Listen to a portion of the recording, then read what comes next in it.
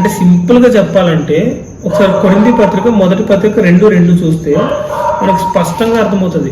అంటే ఒక వాక్యము దేని చుట్టూ తిరగాలి, ఒక పాట క్రిస్టియన్ పాట దేని చుట్టూ తిరగాలి, దీనికి ఒకటే స్కేల్. ఒక ప్రసంగంలో ఇది లేకపోతే అది ప్రసంగమే కాదు, ఒక ప్రసంగంలో పలానా లేకపోతే అది ప్రసంగమే కాదు. సో కొరింథీయులకు రాసిన మొదటి పత్రిక 2:2 సింపుల్గా చెప్పాలంటే 1 నుంచి చదువుతున్నాను. సహోదరులారా, నేను మీ వద్దకు వచ్చినప్పుడు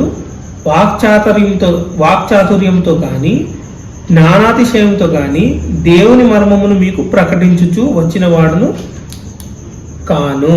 నేను యేసుక్రీస్తును అనగా సిలువ వేయబడిన యేసుక్రీస్తును తప్ప మరి దేనిని మీ మధ్య నెరగకుందునని నిశ్చయించుకుంటుని.